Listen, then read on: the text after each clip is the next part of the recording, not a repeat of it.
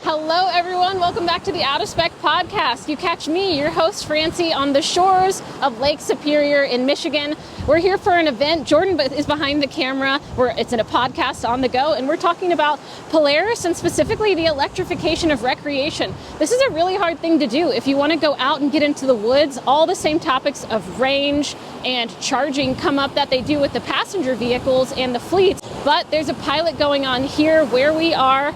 And it is pretty cool. It's in collaboration with Yotta Energy for the chargers, Polaris, and the state of Michigan in a lot of ways, from the grants that have been a part of this project to all the moving parts of the utilities. And it's pretty cool. We're also at Miller's Cottages up here. So let's dive into the details of what we've been up to. And Jordan and I can share of everyone we've talked to and all the really interesting points that we've hit along the way.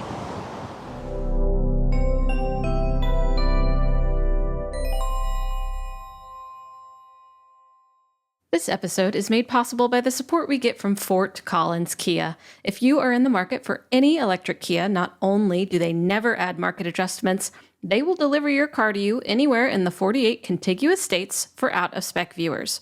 More information in the link in the show notes. Hello, everyone. So we are sitting inside of the Polaris RANGER XP Kinetic. Thank you. And this one has... well, there's two different things. They've got the big battery option, which is 2 0 electric motorcycle batteries. Yep. And then there's the 1 battery option. Yeah. Yeah, the big one's 30 kilowatt hours, the small one's about 15 kilowatt hours, rounding. And they are off-road adventure electric vehicles by Polaris. Their entrance into electrification. Partnership with Zero for the motor and the battery, so basically most of the drivetrain, but they're still using their existing four-wheel drive system, so it is mated to that instead of, a lot of electric cars have dual motors for all-wheel drive. This is a single motor being pushed through a transfer case to get four-wheel drive. But the real reason we're here, like you said in the beginning, is the trail charging network that is being built, or is built now, here in the Upper Peninsula of Michigan. I'd say the most beautiful part of Michigan. Oh, it's absolutely beautiful. It's the first time I've been up here, and we just got done filming the Out of Spec reviews video where we, of course, showed you this UTV electric recreational vehicle, as well as took you out on the trails and actually got to charge along this. So like I said, it's a collaboration with a lot of different parties that have come together for this pilot to see what is it like to electrify the outdoors. So Hamilton's Adventures, they have 6 of these that they are renting out. They're working with Polaris, and then of course with the state, and then also with Yotta Energy to have these very specific tailor-made charging stops. There's 4 of them along 100 miles of trails. And like I said, I think this part of fun outdoors definitely has potential for electric, but we're on the edge of everything electric. Everything is so new. So this is cool to see how they're really approaching this. And it does take so much coordination between these parties. I think that's something that I've really taken away. Not only does it require grants and working with utilities, but they had to figure out exactly like what the trail system would look like. What's the kind of charging that they need? They're using solar panels with battery electric storage systems that can go back into the grid, but also be totally used to charge like 4 of these at one time throughout the day, be charged back up. Right. Pretty cool. And that's kind of why we're here, is to unpack that solution, because it seems simple. Drop a container in a place that has solar panels and a battery so you can charge electric vehicles. Anywhere. Cool. So easy. But then, the more we learn, the more we're like, this is kind of complicated. And notably, we're here in Michigan at the first, what they say, the world's first, like, electrified off-road charging network. Yeah, first I've seen. And over 100 miles of trails here in the Upper Peninsula of Michigan. Michigan, because they were kind of the first state, I guess, to... I don't know who approached who initially, but I'm assuming Polaris would have picked Minnesota, where they live. Yeah. So exactly. It's interesting that Michigan had the grants to take advantage of. Michigan had existing grants, which they have a development for electric transportation, a whole organization for that, which is where this grant came from. Right, which is really cool and kind of forward thinking, and it's interesting to see that this is where they picked it. So that would have been a fun project if you ask me, like having like these trails, because they're not like new trails that they built. It's like existing trail network that Hamilton's used with gas Polaris vehicles, and Polaris was like, oh, the cars or the vehicles we let you use, or buy and then rent out, like, what if we did electric? And then it's like, okay, picking points on the trail, like waypoints for chargers, and that's I think that's pretty awesome, and we had a good time today. The whole community is excited about it, and even the people who are maintaining the trails, who have been using combustion engines forever, they think it's really cool to be a part of something that's so new. And one question that I definitely had is like, okay, sure, so the price is pretty hefty for these, about 30 MSRP for the premium option, and then I guess you go down from there, but that is how much I paid for my Subaru Outback when I first got it years and years ago. So I mean, that's pretty crazy, but this is actually cheaper to rent than the combustion engine options that Hamilton's has. So that's pretty cool. And also, of course, Steve mentioned the maintenance is going to go down. But yeah, what did you actually think about taking these out and driving these on the trail today, which was fun? It was muddy, there was clay. Yeah, I think a lot of you are probably EV enthusiasts or interested, and you've probably tried an EV. I think EV off-road is a whole other step, partially because, obviously a perk of an EV is silence. Now this is an off-road vehicle. It's not the quietest thing still. Like, we felt like it was still kind of noisy in here. And you're not on quiet paved roads. No, you're out in the trail, you're on the woods, like you hear the motor working, you hear the four-wheel drive system, everything's happening. But if you stop, it's not, there's no noise. And we can talk to each other while it's running, which is pretty hard in one of these. If you're in a gas Ranger and you're trying to have a conversation or listen to music through the kind of sound system, easily. We were able to do both even at the same time. And so I think electric off-roading is kind of magical. And we do standardized range tests out of spec, because typically at higher speeds you're like burning through more range. This is all low speed stuff, so you're actually not having to worry about aerodynamics as much, because you're not going that fast, and just low speed trail stuff uses less energy. So what might be 90 miles to a car would be like a very tiny first leg of a road trip, whereas 90 miles off-road is like an entire day in the woods. It could be. Some people go further, and I know that that's something to consider, but also that means that there's going to have to be charging along the way, right? Or else you're going to have to turn back when you're 50% and do the exact same thing going backwards. But we went to a charging station, and we actually got to charge this. So we'll have some B-roll here if you're tuning in on YouTube, but also it is basically a storage container solution that has a battery, it has hookup to the grid, it has 2 big solar panels, and then it had 4 chargers, and we just plugged it right in and immediately got 8 to 9 kilowatts and left it. If you leave it an hour, you're back to normal. It was by a cafe. So it's pretty convenient. Well, I think it is actually it's a 20-foot storage container that you would see in a shipping yard, and that makes it, whatever they can do to make the solution easier makes sense. So Yotta, Y-O-T-T-A is how it's spelled. They actually make this solution. They make the chargers in-house. They're OEM. They're 48 amp level 2 EVSEs basically, and they even had a NEMA 1450 outlet on the end, so it's kind of a bonus 5th charger if you wanted to, which one of the Rangers were using. So yeah, we showed up, 5 Rangers plugged right in, and we're just ripping at 8 to 9 kilowatts.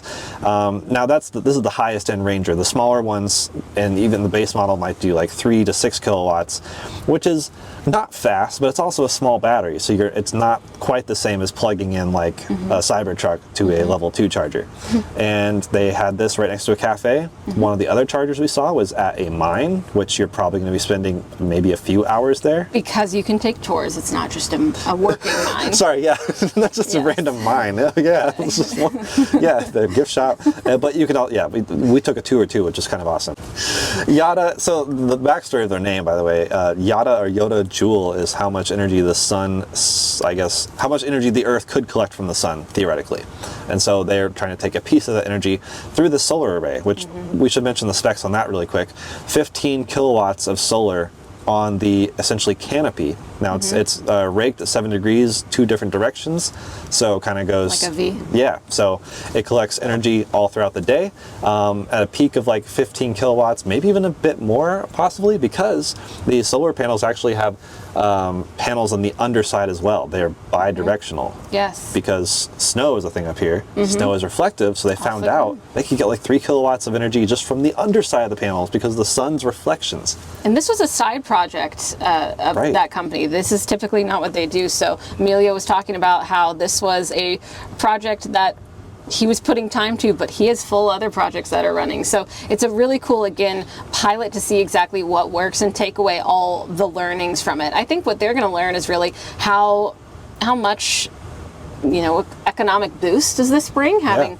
a whole community that's invested in, like, look at these electrified trails. That's pretty unique. That's pretty cool. We've got the cottages here that are built into it. We've got a restaurant and a convenience store built into the network. The mining, and of course the rental company. So I think there's a lot of community investment here.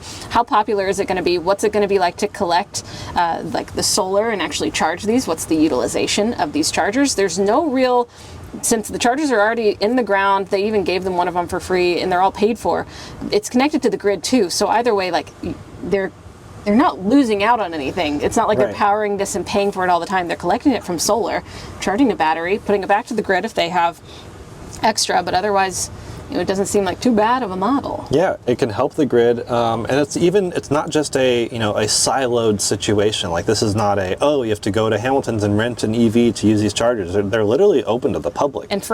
And free. They're level 2 J7072, which pretty much every car can use. Apparently someone with a Rivian just comes and plugs in and leaves it. I'd probably do the same thing. Yeah, because these are also not highly utilized chargers because they're kind of dedicated to these recreational trails. Who knows? Maybe if perhaps it is filling in a bit of a charging desert, but if more people adopt EVs here, maybe it'll get more utilization. But again, it's that slower charging. So yeah, it's slower charging, but it's ramping up interest, I think, from the community. Yes. And that's an interesting thing that Polaris is kind of in the midst of, is they have this huge 70-year history of ICE customers who love big power, and they probably straight pipe half their razors, and this is like electric. And Zero's seen kind of the same thing, like, and Harley, notably with Livewire, like, they have this existing combustion audience. Mm-hmm. Now Zero's a new company that didn't have a combustion audience, but they're trying to convert combustion bikes, like bike people, motorcycle people.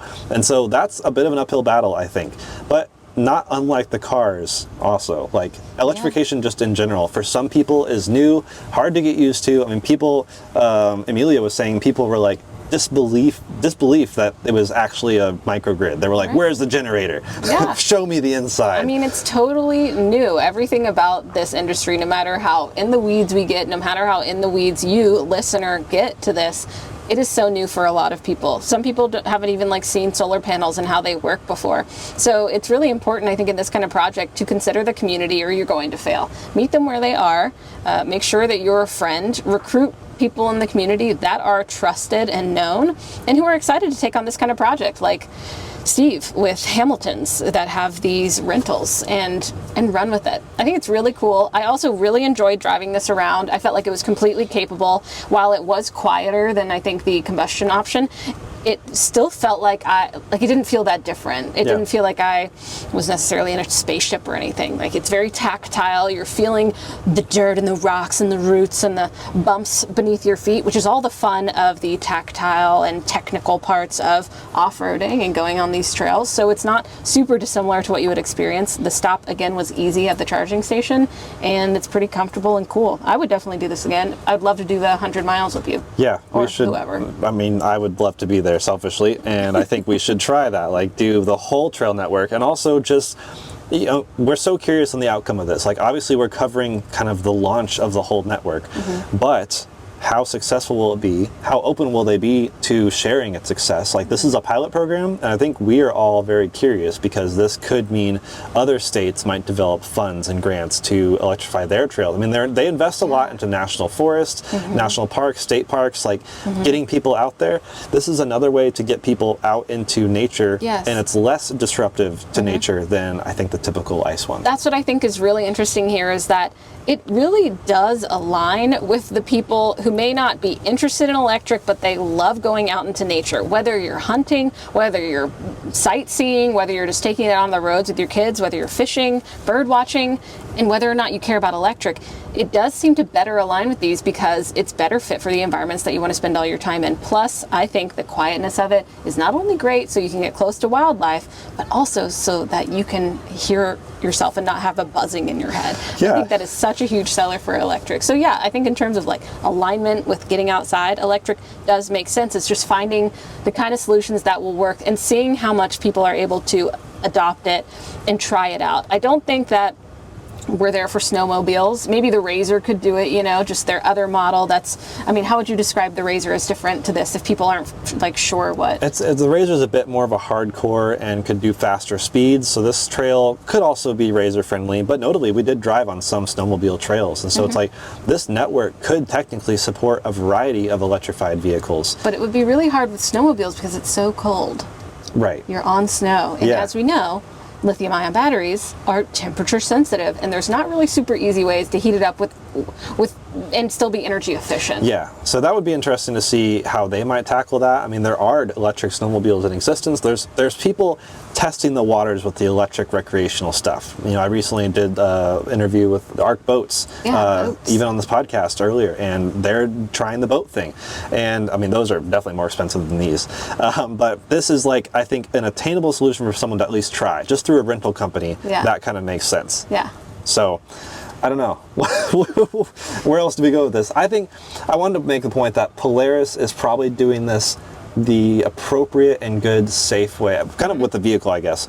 Like Ford with the Lightning, everyone's like, oh, it's just an F-150 electrified. That was the point. Yeah. They didn't want to disrupt their existing huge customer base by bringing a crazy triangular shape or something. Yeah, I mean, like the torque in this is, again, like it's like how performance with EVs, like it's kind of similar. You're going to get enhanced performance with this kind of, the only thing is that there's a trade-off with range, but again, if you have the adaptability with people who'd rather just take a little bit more of a leisurely time too and still get enough charge to get pretty far and have a fun day, I think that is what it's all about, and I think it's definitely possible. It'll be really interesting to see what kind of lessons they take away and run with here and how their electrification continues. Like we said, these aren't going to fly off the shelves just because of the nature of motorsports. Yeah. But we'll have to see. And I think this is a Petri dish test case. I like your term, Petri dish. This is a test case for everyone, because if this is successful, I think a lot of rental companies will start eyeing electrified things, because of, like, for rental companies, maintenance is exponentially more, fuel is more, there's so many factors that go into it. So the fact that they bought these for more than what the cost of the combustion one would be, and they're renting them for less than the cost of the combustion, those margins are interesting. I wonder if that is successful because the margin is less on the rental. that's true. But the long-term life might be helping, and for the end consumer, for the person renting it, they're thrilled. Yeah. I mean, this is an easy vehicle to experience and drive. You don't have to worry about. Fun. And it's fun, yeah. So I'm pretty thrilled. I want to come back. I'm sure you want to come back. And we already mentioned that. We want to go do the whole trails again. Yeah. And maybe I'll take the small battery, you take the big battery. We'll see how our various experiences go. More things that I'd want to learn about is how utilities are being involved. There were some people from utilities at this event. And each of these 4 chargers has a different utility, which is crazy. That is crazy. Each of the 4 chargers here deals with a different utility. So they did this with all those hiccups and gates to go through. So it's like, what could we do in other places that might be an easier adoption, or even like completely self-isolated, not grid tied? I'd be curious. I'd be curious too. Let us know what questions you have.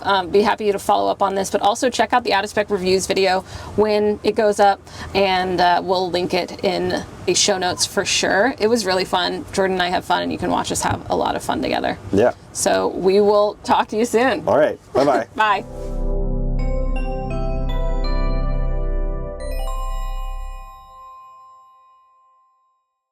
I'm just gonna get a shot of the ocean. Yeah. Hey. Ready to take that thing out to the lake? Yeah, right? Yeah, it floats, right? It should. It should. Yeah. I mean, there's no snorkel or nothing on it. No, yeah. There's no snorkel. That's okay. It doesn't need one. I'll hop in. Can you see the ocean? Go. Yep. We'll see you next time on the next Out of Spec Skiing? podcast.